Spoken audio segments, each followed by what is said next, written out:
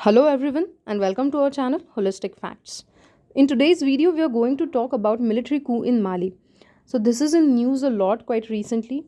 In fact, in August 2020 itself a coup took place and the president and PM were detained and military had taken over the control. So in this particular video we are going to see what is a military coup, right? We are going to understand this a bit comprehensively. What are the situations in Mali right now and why do such military coups happen? So let's begin. First of all, what is a coup? Coup d'etat, also called as a coup. So although there's a p there, but that is silent and it is known as a coup. So this definition is taken from the Dictionary of Britannica. It is a sudden violent overthrow of an existing government by a small group. So it is important for us here to understand what is the difference between a coup and a revolution, because more often than not both end up in changing the government, right, in changing the regime. So the chief prerequisite for a coup is control of all or part of the armed forces, the police and the military elements, so that drastic decisions can be taken place and executed without the control of the government.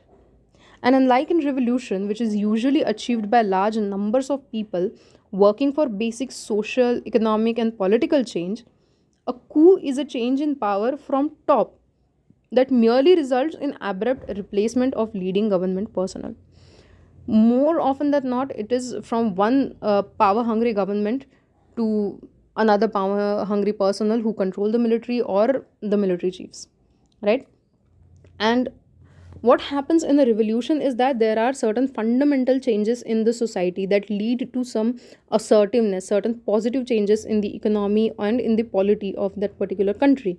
But when a coup occurs, it rarely alters a nation's fundamental social and economic policies, nor does it significantly redistribute power among competing political groups, right? So more often than not it is not useful to the people. Among the earliest model coups were those in which Napoleon overthrew the Directory on November 9, 1799, and Napoleon belonged to France. Remember that. So that was the earliest modern coup. So first of all, military dictatorships have been a common phenomena in the post-colonial states of Asia and Africa, and in fact Latin America. So here is a map of Africa. We all know that almost entire Africa was distributed between the European power, mainly Britain, France, and Spain. So if you see here these blue, white, and red stripes in the western part of this map, that is the territory controlled by France. Mali is also situated there only. We'll see in the next map. So most of the military coup, even in 21st century, occur in Africa, then in Latin America, and then in Asia.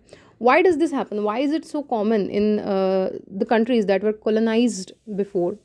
This is because when these countries got independence in the middle of 20th century, almost all countries got independence from their imperial powers. So these colonial powers, that is Britain, France, or Spain, they left these countries in chaos. They left them with a proper channel to transfer the power, right? So there are obviously divisions, because all these played with the game of division, right? They all followed the policy of divide and rule. So just like in Israel Palestine right now, we have a situation that was created by the Britain, and now there are repercussions in the issue of India Pakistan as well, and now here as well, right? So many a times, because the colonial power left those countries completely exploited, economically weak, educationally weak, and no strong political mandate or system, and they left them in chaos, and these are the repercussions. So maximum coups take place here. Now that we are talking about coups, it is important that we revise about the Myanmar's military coup that also took place this year. Took place this year only, right, in February, and this is not the first time that the coup is happening. So in February, democratically elected members of the country's ruling party, that is National League for Democracy, were deposed by the Tatmadaw, that is the Myanmar's military, and which then vested power in a stratocracy. Stratocracy means that the power is in the hand of military personnel, right? So why did this happen? So first of all, as I told you, this is not the first military coup in Myanmar. Last time when the military coup happened, the military had made such provisions that at least 25% of the seats in the assembly should be reserved for the military, so that it can have a say over everything that the government does, right? So the civilian power as such has not come in Myanmar yet, apart from by Aung San Suu Kyi. We know this particular personality because we know she has won Nobel Peace Prize, right? But then she again had to return that peace prize, or rather, she was called out on that because of the ethnic cleansing that was taking place of the Rohingyas, in which also again military played a big role. So here, after Aung San Suu Kyi won the elections, and she won them with such sweeping victory that the military decided that there are frauds in this particular elections, and they detained all the top leaders, and they declared a year-long state of emergency, and said that at the end of these years there will be some elections, and democratically elected power will again come. So this is nothing but a way of military trying to keep all the powers in its own hands. So again, do people have a say? People have elected a government here, right? But the military decided that they are not fit to rule. So basically, power exchange at the top. Now we come to Mali. So first of all, Mali is a West African country, right? Here you can see this is Mali. Mali's capital is Bamako, and Mali is one of the youngest countries in Africa and also in the world. So Niger, Uganda, Mali, Angola, they all have median age between 15 to 16. Okay, for Mali also it is 15.8. Also, Mali is the third largest producer of gold in Africa. It was under the French control at the time of colonization, and also it belonged to ancient Mali Empire, right? So it was one of the ruling dynasty in Africa, the Mali Empire. Now, what are the reasons for destabilization of Mali? So, first of all, in 2012, Tuareg uprising had taken place for independence of north region of the Mali, and it actually revealed the insurmountable tension between north and south of Mali. Why are these tensions there in north and south?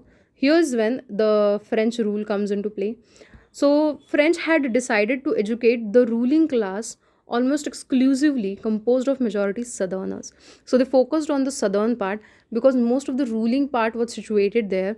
They decided to educate them and integrate them into the polity of Mali, and they ignored the northern part. Plus, southern part also has a particular importance because it falls in the ecological transition zone from the Sahara Desert to the savannas that follow after this middle region. We actually will see this ahead. It is called Sahel. We'll see that.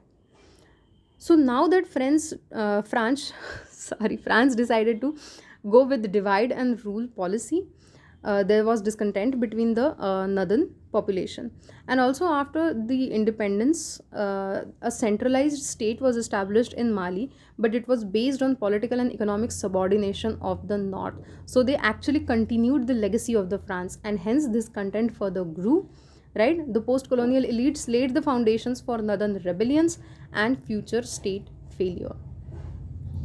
So what happened for this particular military coup to take place? So since last few years, jihadist fighters have emerged there as a threat. Extremist groups such as Al Qaeda are quite active there.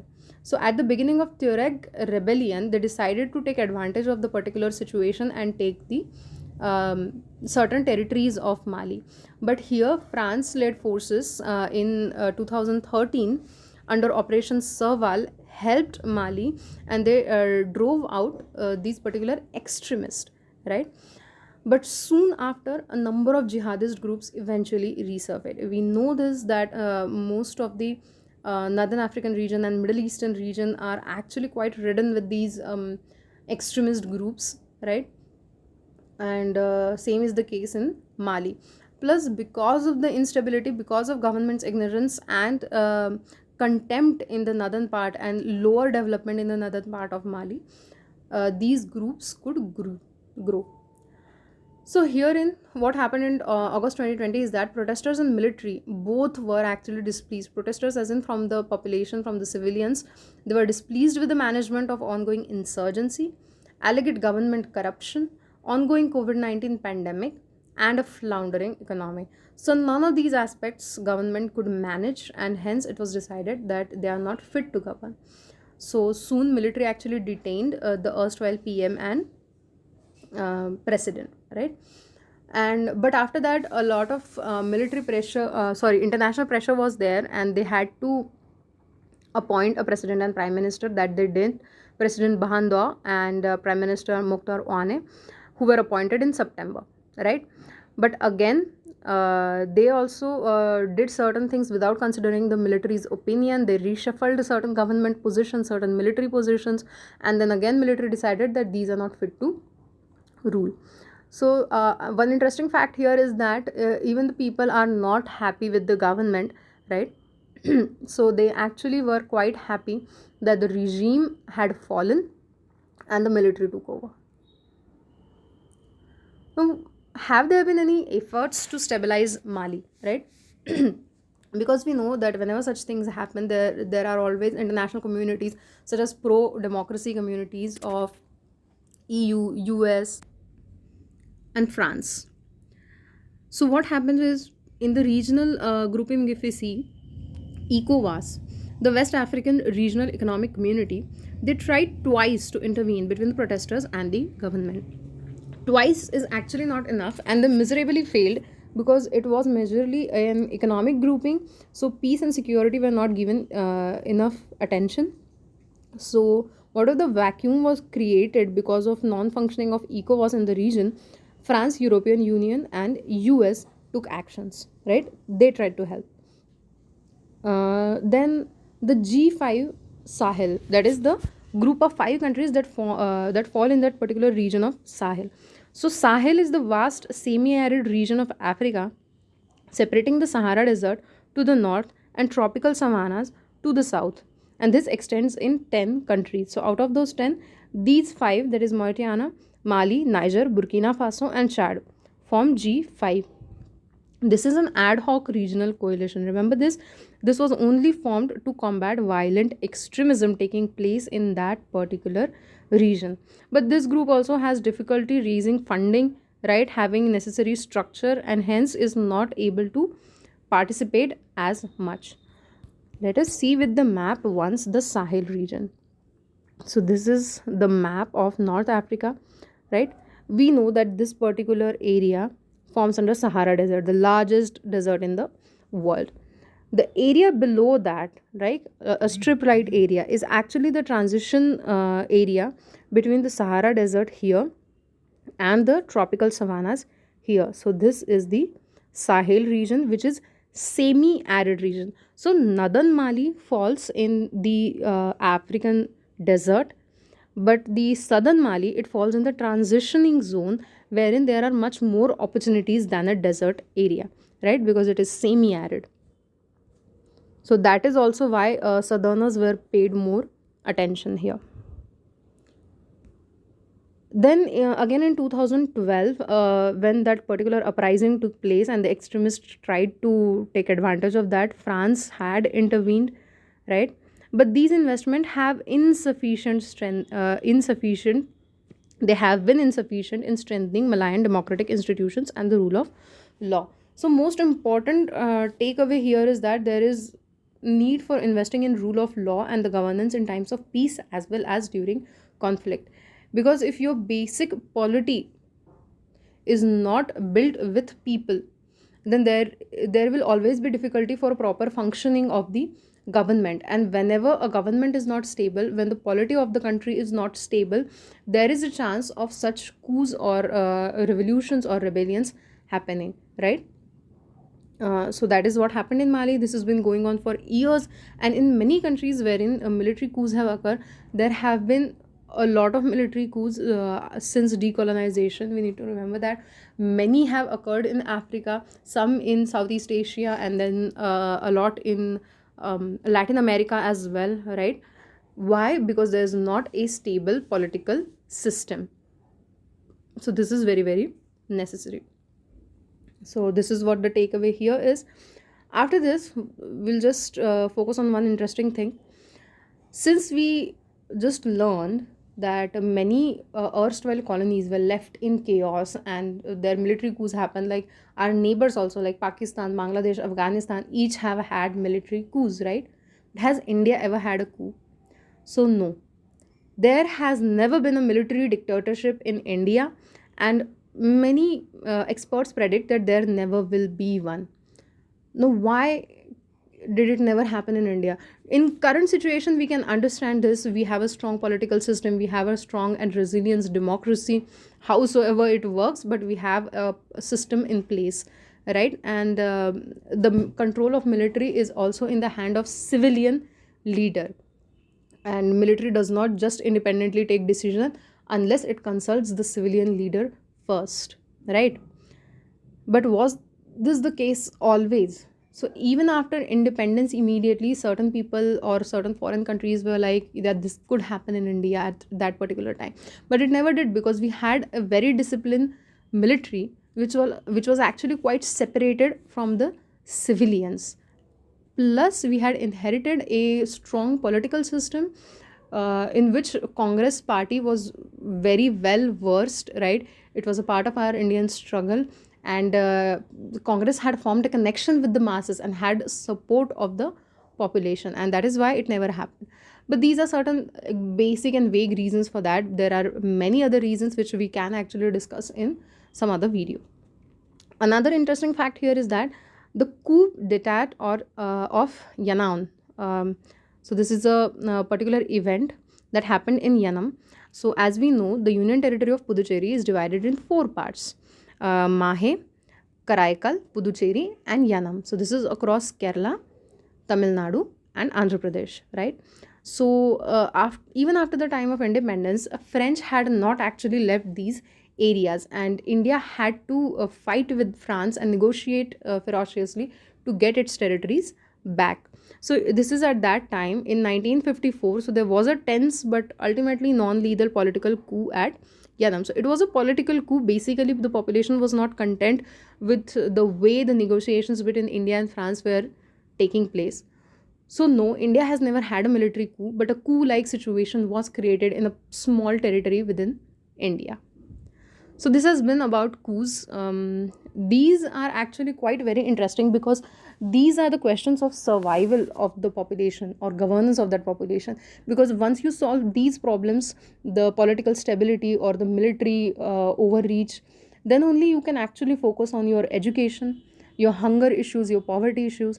And we know that even today, most of these problems occur in Africa. They occur in South Asia as well, right? But there are different reasons. Most of the people that go hungry or most of the poverty is still in Africa. So this is mainly because of the political instability that is common across Africa. So this was for today's video. I hope you liked it, and for such more informative videos, please like, share and subscribe to our channel Holistic Facts. Thank you.